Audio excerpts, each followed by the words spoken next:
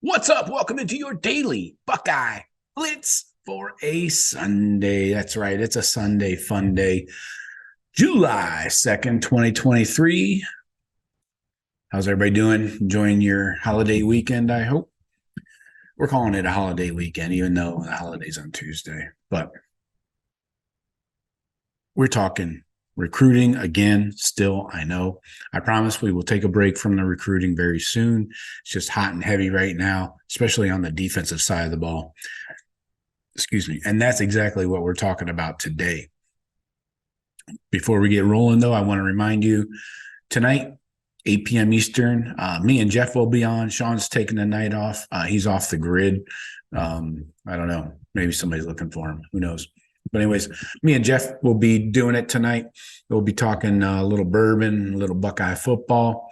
Probably have some recruiting updates, commitments and shit going on. So we'll get into all that. But just want to remind you, 8 p.m. Eastern, YouTube Live. Check it out. Make sure you subscribe. You'll get notified and all that stuff. So today, we're talking more defensive recruiting. Shocker. But this is necessary, in my opinion. Is it necessary for me to drink my own urine? No, but I like taste and it's sterile and I like the taste. Is that how the quote goes? Fuck it. Blew that one up. Tall guy from Dodgeball. Anyway, so we're talking defensive recruiting, and I commissioned a little study. In other words, I went back and did all the legwork and put together the numbers, crunched them up, and looked at all the defensive recruits, what their 24/7 composite score was, and tallied them up, took the averages, and it spit out an average recruit rating for all of the defensive players in that class. Now, I included guys that transferred out. I'm looking strictly at the recruiting classes from 2020 to this point in 2024. So what really stands out, and you might be shocked to know this, but we need 5 stars on defense big time. And not just to balance with the offense, but we need quality talent on defense. The keys to turning around this defense issue that we've been seeing for the last 4 or 5 years is talent and development. Okay. We've kind of rebooted on the development part. Got new coaches in there, except for Larry Johnson, of course. But so the development is in progress. We're not seeing a lot of the fruits of that labor yet. Hopefully this is the year we see that, now that we have a staff coming back entirely for year 2. That would be nice. The coaching churn on the defensive side of the ball over the last few years has been just death to our defense. Not to say there weren't mistakes by players, but when you're constantly changing the coaches and the scheme and things like that, I would hate to be a player in that kind of world. So talent and development.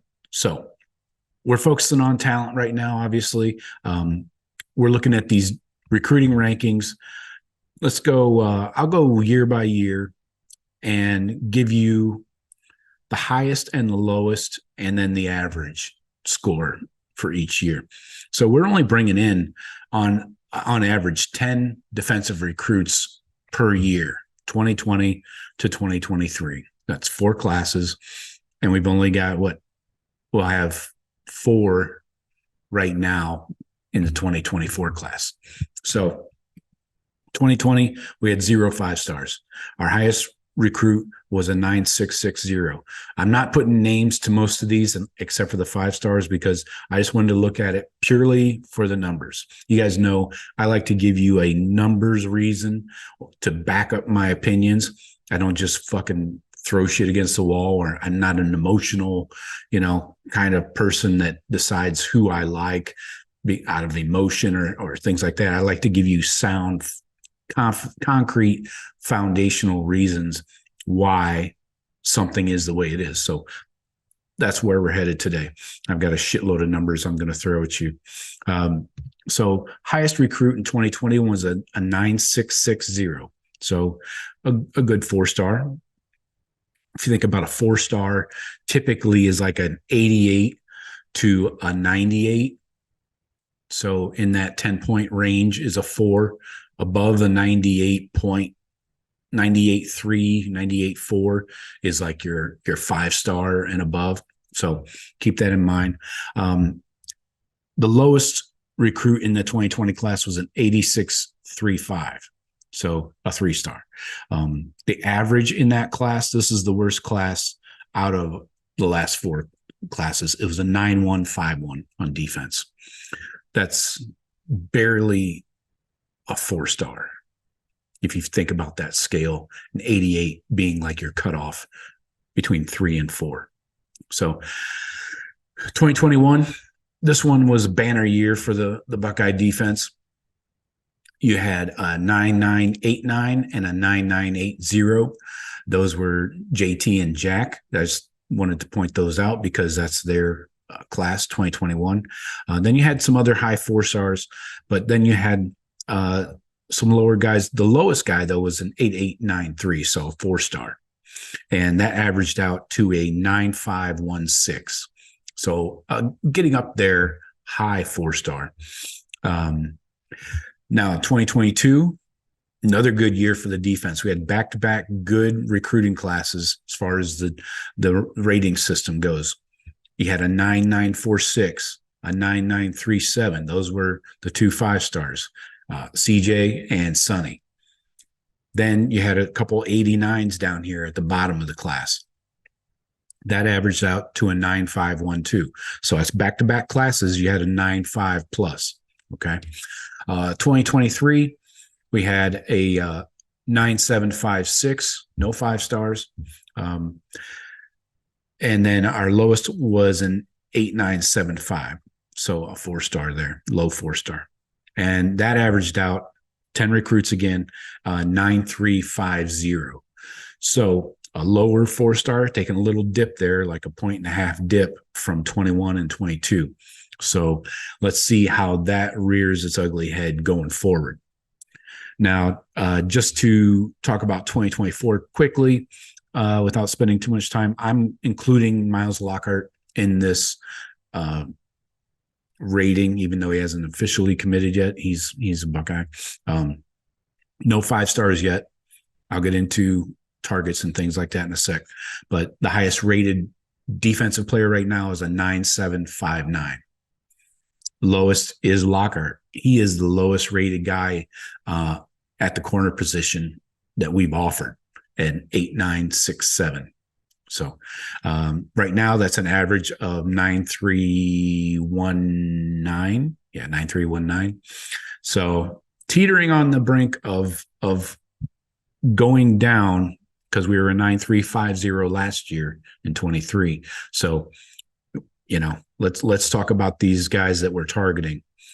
So for comparison's sake, I just named off 4 5-stars in 21, 22. So that's it. That's 4 defensive 5-stars in the last 4 years. To compare, the offense has 11 5-stars through the 24 class right now. And they could add the tackle Brandon Baker from Modern Day. That would give them 12. So again, we just have 4 defense, 4 versus 11. So that leads us to our targets list here. Defensive line, 5-star Edric Houston. He's a 9.893. Buckeye lean. Okay. So really need him.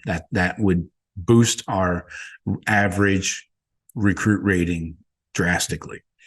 Now you get a maybe. We're on the fence here with 5-star Dylan Stewart on the D line, 9.960. It's down to the Cox and the Bucks. Not sure which way this one's going. He's taken a lot of visits to South Carolina, so Miami is probably running third here.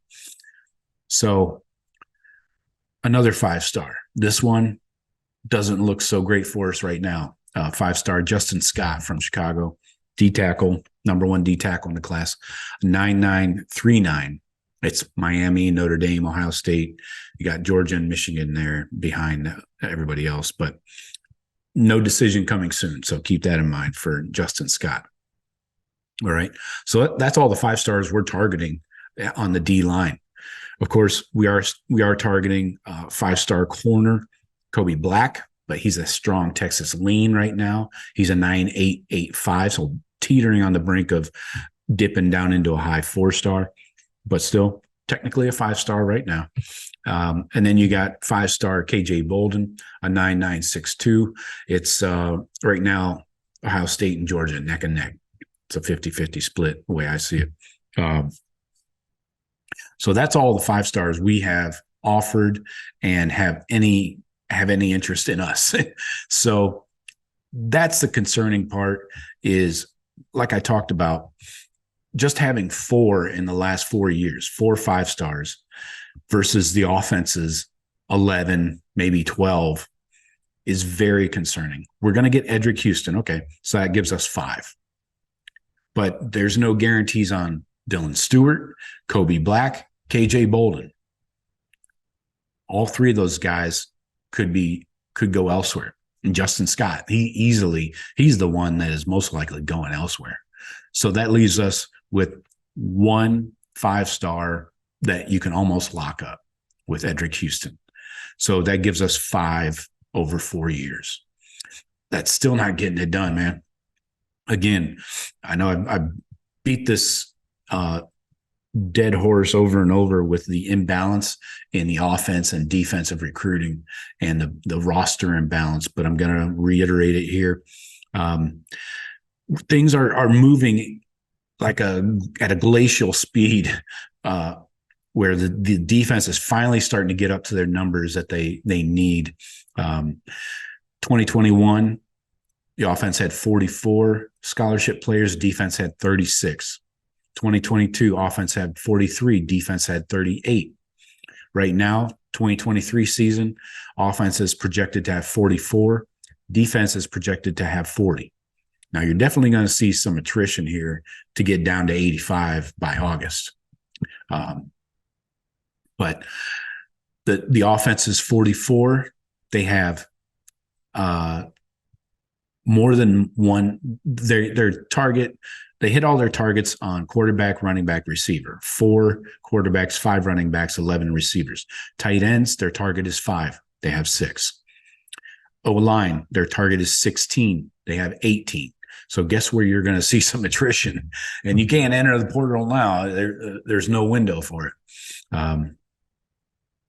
Defense, 40 scholarship players.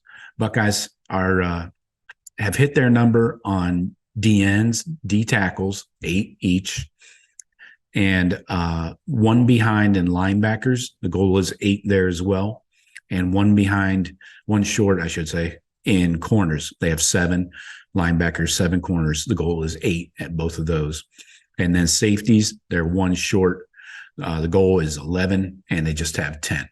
So, again, all that to say is, can we please get some 5 stars on the defense?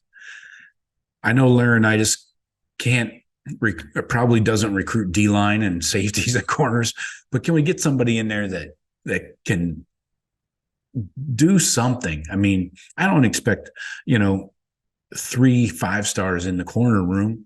You can only play 2. So we need 5 stars desperately on defense. I rolled out all these numbers and threw them at you. I know it's a lot to digest, but it's a glaring issue, and I don't know if it's a shared issue. It seems to be an issue across the board at all positions on defense, not just D-line. Has Larry lost his fastball? Is Larry retiring? If he does retire, he's probably going to stay on as an analyst, So then who do you bring in? I mean, we talked about some guys the other day on the rush hour, but then you got linebackers. Obviously, Laurinaitis is killing it at the linebacker room in just a short time period. 6-7 months, he's already got a full room almost. So we'll see if he can get William Lassa, but he's only a 4-star, so that doesn't help the 5-star, brigade. Corners, Tim Walton, can he get a 5-star? Hasn't yet. Safeties, Perry Eliano, can he get a 5-star? He hasn't yet. So huge need. Let me know what you guys think. Am I off my rocker? Am I full of shit? Are there holes in my theory? I think you guys would agree with me. All right. Talk to you later. Go Bucks.